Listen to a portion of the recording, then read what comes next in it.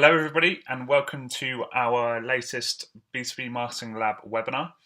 Today, we're going to be looking at the 7 highly successful digital marketing trends from the US and Europe. Just to give you a little bit of an introduction into who I am, my name's Matt Creswick. I am Group Head of Marketing for the B2B Marketing Lab. I cover both Singapore and London regions, so across Asia Pac and our European business. And I work for the B2B Marketing Lab, and this is us in our white coats. We are around about 32 people at the moment. As I mentioned, we have offices in London, Chicago, and Singapore. And we are 100% inbound, 1000% HubSpot. What that means is we use the inbound marketing methodology alongside HubSpot's marketing, sales, and service tools to essentially help businesses grow. We have over 30 people across Europe, Chicago, and Singapore. And it turns out our team really like taking accreditations. So we have over 160 of the HubSpot accreditations within our business. And that is growing, but it's just a sign of sort of the fact that our team are on top of the latest inbound methodology, on top of the latest HubSpot software and HubSpot advice. We are the number 1 HubSpot partner in EMEA, and not only that, we are the only HubSpot Diamond partner within Singapore, which we are extremely proud of. And we are also a HubSpot certified trainer. What that means is we are certified by HubSpot themselves to be able to run classroom-based HubSpot training sessions, alongside all of the webinar training and the webinars like this that we run. Just to give you a final little bit of background about who we are and where we've come from, the B2B Marketing Lab, as you can see on the left-hand side, are a inbound marketing consultancy, but we sit very much alongside 2 other businesses within the ITPR group. One of which is ITPR, which is a inbound B2B tech PR agency. And the third one, which is Be Found Online, which is an international specialist SEO and PPC agency. That's enough about us. I think let's move on to the webinar itself. 7 highly successful digital marketing trends from the US and Europe. And what I'm going to do is basically take you through 7 things that companies across the US and companies across Europe and mainly the UK have seen success with from a marketing perspective over the last sort of 12 months, and they're probably looking to put their budget into over the next 12 months. Everything we go through in the next 7 steps are going to be things that you can implement into your marketing activity today. There's nothing in there that we are waiting for software for, or we think is 3 or 4 years away, or even looking at things like 10 years away. Everything people are doing today and are seeing success with.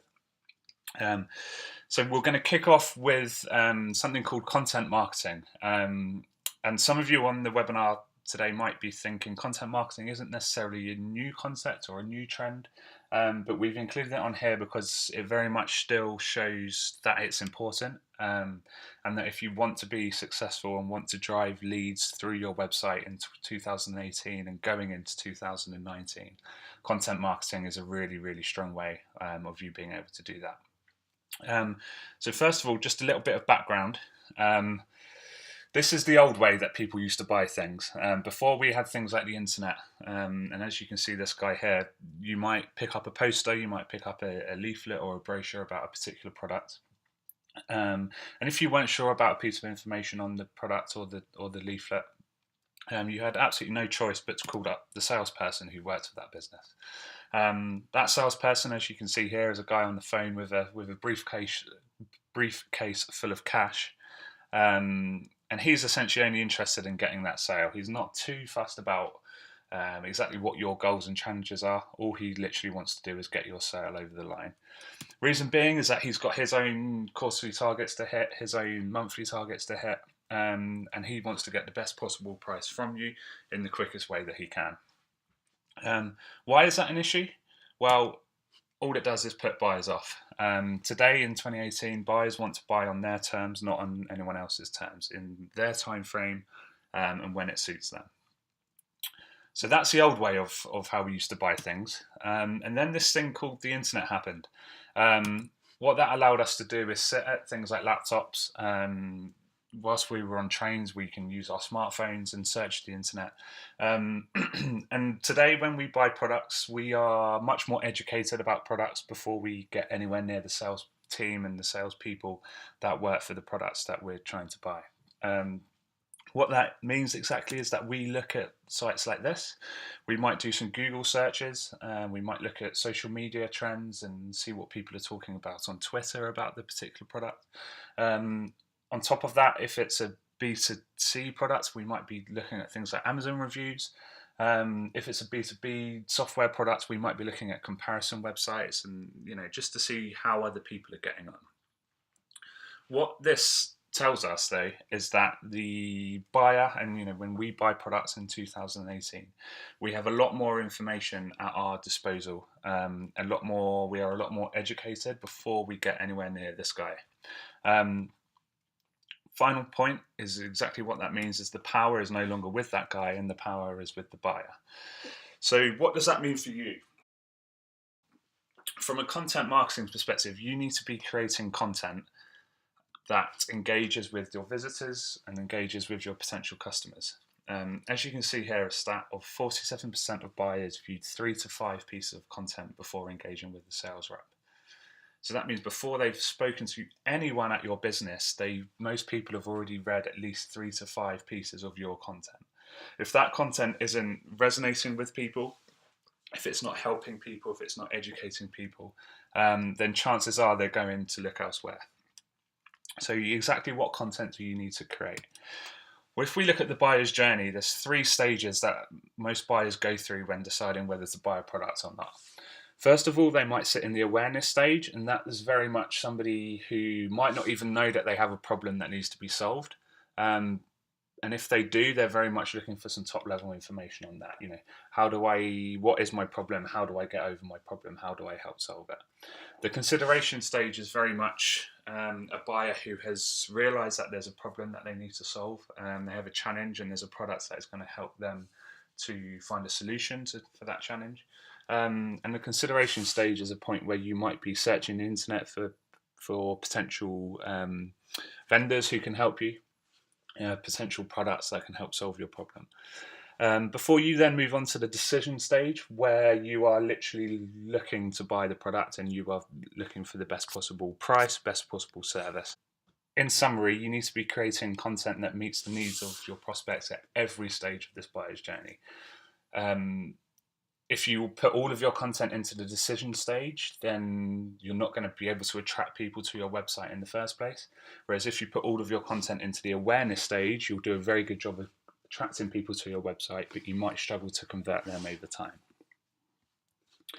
So the second marketing trend that we would like you to increase and like you to use in 2019 is video. Now, again, video isn't necessarily a new thing. It's been around for quite a few years now, but I think what we've seen at the B2B Marketing Lab is definitely an increase in the amount of companies that are using video on a day-to-day basis. Video has become much more accessible to companies. Previously, where you might have had to go out and spend thousands of pounds for an external agency to help you create a video, compared to now where a lot of companies are actually running video marketing campaigns using internal resources. You can create some fantastic videos using things like iPhones and Samsungs, or if you want to spend some money on a digital camera and a microphone, you can have a very good video set up for around about $1,000 or so in 2018, whereas previously that would have cost a lot more. But video usage is on the rise, even still. 81% of businesses use video as a marketing tool, and that's increased from 63% last year. So that's gone up by just under 20% in just 12 months' time. And of those people who are using video in marketing, 99% of those who already use video say they'll continue to do so in 2019. So it's quite a striking stat, which shows exactly how successful those people are seeing video for their business. And lastly, 65% of those who don't currently use video say that they do plan to start using it in 2019. So not only are people who are using video already going to continue using video, there's a the feeling out there that if you're not using video within your marketing activity, that you're probably going to get left behind, and you probably need to start doing it sooner rather than later. So that's very much from the company's perspective. We also see that consumers love video. When you place both video and text on the same page, which is essentially saying the same content but just in two different formats, 72% of people would rather use the video to learn about a product or service as opposed to read a full text. So just where has video come from in 2017 all the way through to 2018 and 19? So in 2017, the message from marketing experts was very much that you need to start including video within your marketing budget. The companies that were seeing the most success and the most growth were the companies that were doing that already. So it was time to jump on. This year, the message is very much that you must be doing video within your marketing activity. It's no longer just a nice to have, it's very much an essential part of your marketing activity. In 2019, that message is very much the same. You must start doing video within your marketing activity. It's a fantastic way of getting across your company's personality, your brand, and it's also a fantastic way of educating your prospects and visitors about your product or service. But not only that, the one key area where we have also seen an increase in the amount of video used is within the sales and the service teams. What that means is, whereas previously your sales team might be sending 30 to 40 emails a day to various prospects, where the emails might be quite similar, or for example, you might be sending quite lengthy emails which take a long time to write. What we're seeing a big increase in is the amount of video emails that are sent. These look something like this, where you might have an email which comes into your inbox which has a short introduction, but rather than 200 to 300 words of text, the person has actually embedded a short video. You can use tools like Wistia's Soapbox and Vidyard, which actually integrates with HubSpot, and is the software which HubSpot use themselves within their own video hosting platform. And you can use those tools to very, very easily create short, snappy, really engaging videos, really personalized videos, and send them to your prospects and leads. So in summary, you need to be creating video within your marketing department, but also you need to start thinking about how you can include sales and service departments within video as well. Fab. So number 3 is inbound marketing. And once more, I think most of you on the webinar will, if you've worked in marketing for a few years, have probably heard of the term inbound marketing and are probably thinking it's not necessarily a new trend or a new thing on the block. But similar to content marketing, inbound marketing is very much at the forefront and should be at the forefront of your marketing activity and everything you do within the marketing plan. Here's an image that you may have seen before if you've joined a webinar with the B2B Marketing Lab previously. But this is very much how we see the inbound marketing spectrum. Your website is very much at the middle of everything you should be doing. And you need to be thinking about how you can drive people to that website via a lot of different methods. So from email marketing through to content through social media and blogging, PR and advertising campaigns, as well as the importance of on-site and off-site SEO, which is, as ever, hugely, hugely important with your website, all the way through to pay-per-click advertising via LinkedIn, via Facebook, via AdWords. All of those are different ways that you can push people to your website, but very much in a way that you're engaging with them, that you're educating, that you're helping them along the buyer's journey. You're not annoying them with things like interruptive TV ads, or you're not, doing some cold calling and that sort of thing. Is it working?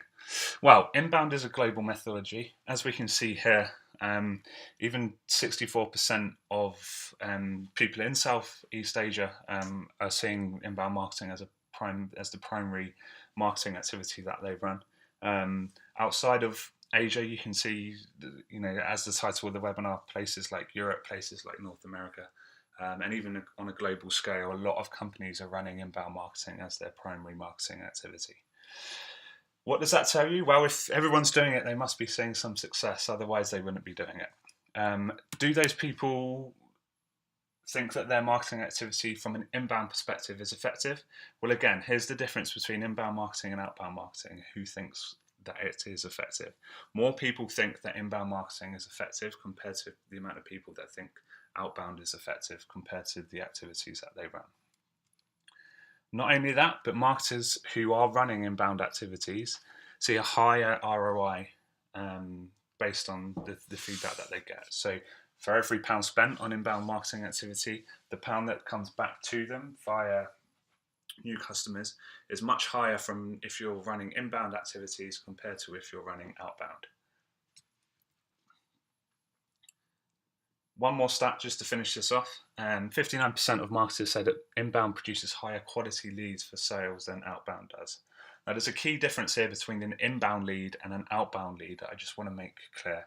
An inbound lead is a lead who has come to your website, who has found you because they have gone out to search for a problem. Now, there is plenty of tools, HubSpot being one, but there's plenty of tools out there which allow you to collect a lot of data and a lot of information on that prospect. So, for example, how they found you, where they came from, what website pages have they looked at, what content have they interacted with. All of that is extremely valuable information for your sales team to have before they pick up the phone and have a conversation with that prospect. Now, compare that to an outbound sales lead. An outbound sales lead is more than likely somebody who has ended up on a list, and a salesperson has been given this person's name, phone number, job title, and the company they work for. That is the only 4 things that they know. And now just try and think about the comparison of those 2 discussions. First one is an inbound sales lead where the salesperson has all that key information about the website activity. And the second one, all the salesperson knows is it's Joe Bloggs who works for X company. You can imagine the difference in the success of that sales conversation. So in summary, you need to be turning strangers into promoters. You need to be turning people who haven't heard of you before but are out there looking for a solution to a problem, all the way through to visitors to your website, convert people from visitors into leads, from leads into customers, and it doesn't stop there. You need to keep promoting and keep marketing to your customers so that they become promoters for you. So, number 4 is topic clusters. Topic clusters is a fairly new term and a fairly new concept, but it's all around exactly how you structure your website in 2018. So first of all, just to set the scene, what does Google value in 2018? What does Google think about when it ranks things on its search engines? Now, see, there is hundreds and thousands of things that Google includes, but if we want to summarize this, first one is keyword usage. So is the keyword that you're trying to get that piece of content ranking for actually relevant to the page itself and actually relevant to what people are searching for? Second of all, is the content new and is it updated? Google really likes new content, but it also likes content that has been successful in the past and is updated over time. So if you have a blog which has done really well, but perhaps the organic traffic is dying off, if you update that, put in some new stats, refresh the content, Google really, really likes that. Next is the site structure and exactly how you manage your site structure. Is it clear? Is it easy for Google to understand? But not only that, is it easy for the user at the other end to understand? Is it easy for someone that when they land on your website, they can navigate to the piece of information they want? And last of all, internal and external links. Do you have internal links between pages in your website, which again improve the user experience and the user journey for the website visitor? But not only that, are external websites pointing at your website? If you have an external website with a high domain authority that has a link to your website, what that says to Google is that that external website sees your website as an authoritative site, and Google will rank you higher and your page is higher if it sees you as a higher authority. So, in terms of topic clusters, this is what we would usually see an old website be built like. If you imagine at first you have the HubSpot.com website is built and a blog.hubspot.com is added onto that. And then probably underneath that you might have sort of 3 sections of the website. And over time you have lots of different pages added to that without necessarily any thinking about exactly how it's linked, exactly how the navigation is structured. What you end up over sort of a 2 to 3 year period is essentially probably 30 to 40 different website pages potentially, which are linked within your website, but don't necessarily have a clear structure and a clear formation. What Topic Clusters aims to do is to give your website that formation and that structure that makes it very clear for a user as well as Google to understand. Exactly what that looks like is, rather than having a top navigation and then randomly placed web pages, it puts your core web pages at the center of your website, and they are called a pillar page content. Pillar pages are usually, I would describe a pillar page as a web page which is probably around about 1,500 to 2,000 words long, so really in-depth, really valuable, really helpful piece of information. And that would be based on quite a short tail keyword, so something that gets a lot of high search volume. Probably has a little bit higher competition than some long tail keywords, but that central piece is a shorter tail keyword with high search volume that you can then place things like blogs, things like ebooks, things like videos, things like how-to guides around that central piece, linking to and from the central pillar page. And essentially what you're doing is looking to become an authoritative source of information around that topic. Everything that you write around the pillar page content should be linked to, should be relevant to that central piece. So Google sees you as as like an author, as a trusted author in that piece, and will start ranking you higher. Over time, if you think about doing that 3 or 4 times over your website, whereas previously the image was a top website structure and then lots of randomly placed pages, what you'll start to see is something like this, which is your website and your navigation, which sits very much at the top, followed by a very structured, very well placed set of web pages which provide value, provide content, provide in-depth content, but also are linked to and from other valuable pieces of content. What does that tell you? Well, you need to start making sure that you are structuring your website properly in 2018 and as you move into 2019. Improve it for Google and improve it for the user journey, and you cover 2 very big bases of being found online in 2019. Number 5 on our list is chatbots. And chatbots are a relatively new thing, a new term, and a new concept within the marketing world. But again, just to start with a little bit of background, your customers want information, help and support when it suits them, not when it suits you. Especially if you're thinking a B2B environment. Not a lot of senior people will be looking for products and looking to speak to people during 9 till 5. They'll be looking to speak to people on live chat in an evening or a morning, or even potentially during their lunch hour. But essentially the key is it's when it suits them, not when it suits you. Just because you're open, 9 till 5, it doesn't mean that people can contact you at that time and it's relevant for them. On top of that, people are willing to use messaging apps in 2018 to get customer assistance when they want their problem solved fast. If I'm looking to get a new phone contract, or if I'm looking to sort out my car insurance, things I will do is search things like that company name plus live chat. What I will not do is search a company name contact us form, or company name can I have an email address. I want that problem solved fast. When I'm looking on the internet, I want to solve that now. I don't want to be waiting 2 or 3 days time for somebody to call me back. And as businesses, we need to start and we need to be providing services which allow people to talk to us in real time. However, that causes one problem.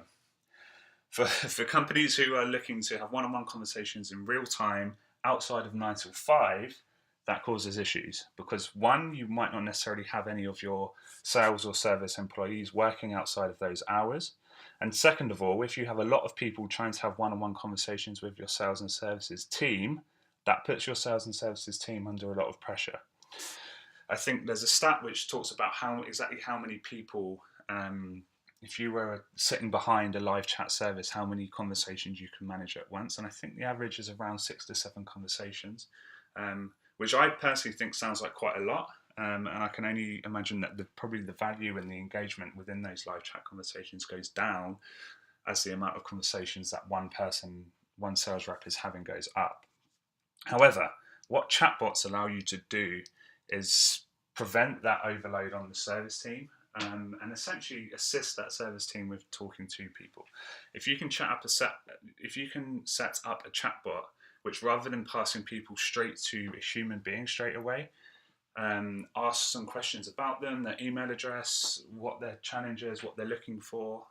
It can even try and answer some questions for them if you set them up correctly.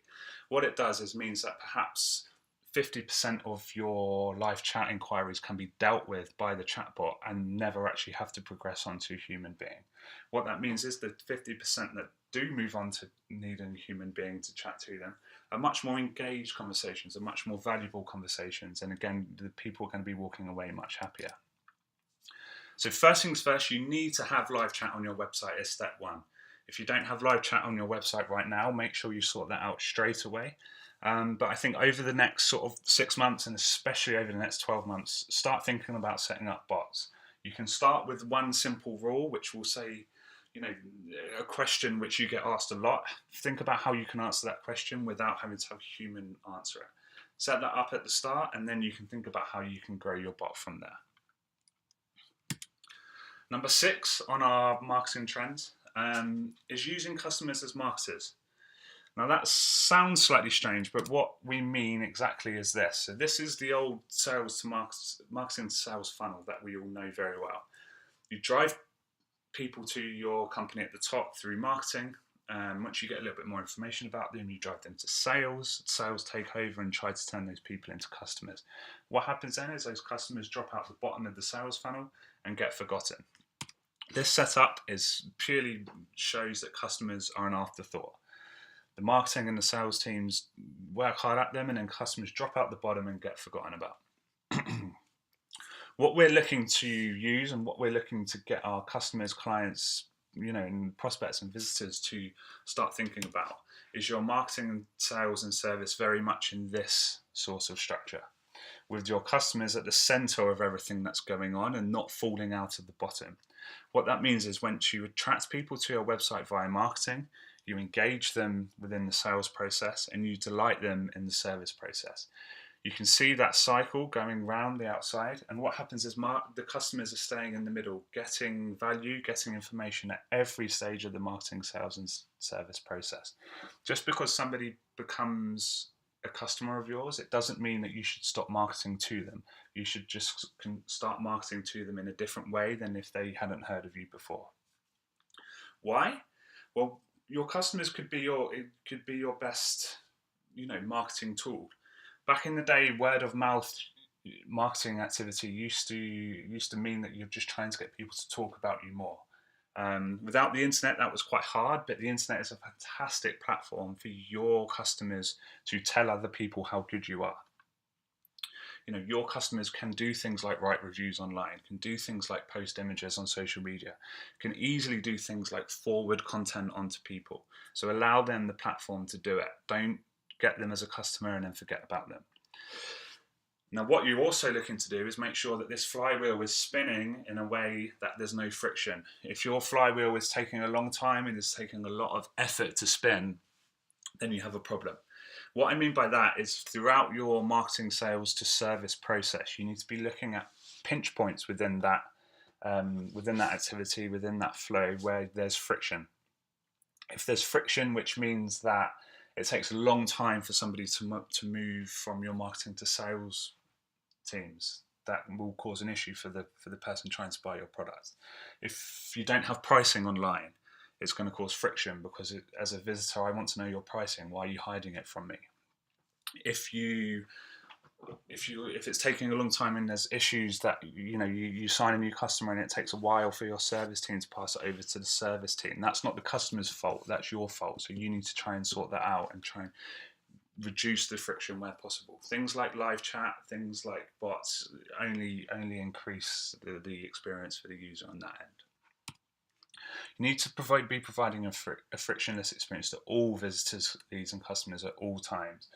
Now, remember that the experience that people have with your business starts from very day one that they land on your website. It does not start from when they become a customer, and it also never ends. When somebody signs and becomes a customer with you, that's not when you finish marketing to them. You continue marketing through them to them for the foreseeable future, and as long as they are a customer of yours and beyond.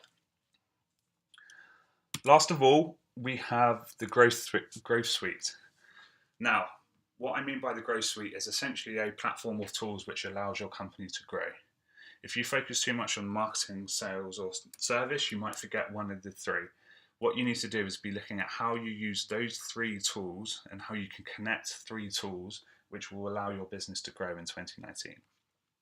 Worst case scenario is scenario one, where you have a marketing, a sales, and a service tool without any communication between the three tools. So there's no data going in between, that you can't use any data from one tool to enhance activity in the other. And that is a bad place. If you have your tool set up like this right now, you need to change. Scenario two is where you might have your marketing and sales tools connected, but your service tools disconnected from that. The marketing and sales tools are passing information from one another. For example, your sales team are learning about what website visits are taking place, what web pages are being visited, what content is being engaged with, what emails are being engaged with. And on top of that, your marketing team are taking information back from your sales team. You know, what are the key challenges? What are the key problems that the guys that you're talking to are facing? All of that is improving the marketing and the sales activity taking place. However, the service tool out on the far left, which is your customer service tool, isn't getting that information. What that means is if you have a customer who, you know, perhaps isn't that happy, you might need to get your sales team back involved to check up and clarify some things. That information isn't taking place, isn't communicating, isn't moving between the tools. Scenario three could be that if you have your sales and service teams together, where, you know, those issues with customers can be dealt with quite quickly and quite rapidly, but your marketing tool is not connected. Again, this causes an issue because your marketing team need to know the goals and challenges of your customers and your prospects in order to promote content, provide education, and help them along the way. Scenario four, which is the last one, is the Holy Grail of where we want to get to, where you have three tools, all connected, all passing information between the three. That means that your marketing team are using information from sales and customer service to promote better content, to write better content, to do better videos, to make things more engaging and more relevant to the people that you're trying to attract. Your sales team are using the marketing data to sell better to those people on those first connect calls. But not only that, they're working with the customer service team to see what the sort of challenges your customers are facing on a day-to-day basis. And lastly, your customer service team are using all of that information from marketing to help customers succeed and to help customers become your best marketing tool. So last thing is you need to start using a suite of tools which allows your company to grow in 2019. I hope that was useful. 7 marketing trends to jump on in 2018 and into 2019. I'm just going to quickly fire through 7 key takeaways which you can take away from this recording. Number 1, content is still king. So although there's a lot of content, you know, everybody's writing content, everyone has a blog, everyone is starting to do videos, content is still the key thing that you need to start creating in order to engage website visitors and convert them into leads. Second of all, you need to start doing video across marketing if you're not doing it already, but also start thinking about how your sales and customer service teams can be including video. Video emails, video is much easier, much quicker, much more rapid to create in 2018 than it was 5 or 6 years ago. So start making the most of it. Inbound marketing is a must. So you need to stop, if you are, you know, emailing cold data lists and calling cold data lists, just stop doing that, because all you are doing is annoying people who aren't interested in your services. What you need to be doing is attracting people to you via content and by well SEO'd content, so that when they're doing things like Google searches and looking at reviews and looking on social media, that they find you and find your content interesting. Cluster your content. So to start thinking about your website much more clearly and much more in a structure that is easy for Google to understand, as well as a structure that the user can understand. Start experimenting with chatbots. First things first, get live chat on your website right now if you don't have it already. And second of all, start thinking about chatbots and how you can include them within your live chat and marketing activity.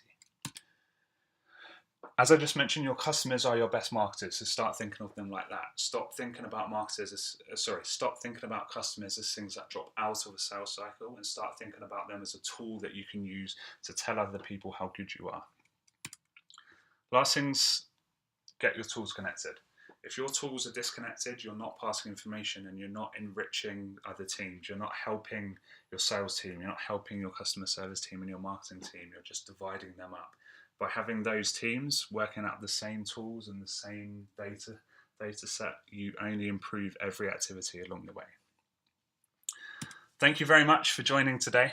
If you have any questions whatsoever, you can get in touch with Georgiana, who is our Managing Director of our Singapore office, via her email address, and I've also got my email address there. Again, I'm Matt. I work in the marketing team across Singapore and London. So any questions whatsoever, please do get in touch. Otherwise, I hope you enjoyed the webinar today, and we hope to see you on another one of our webinars soon. Thank you. Bye-bye.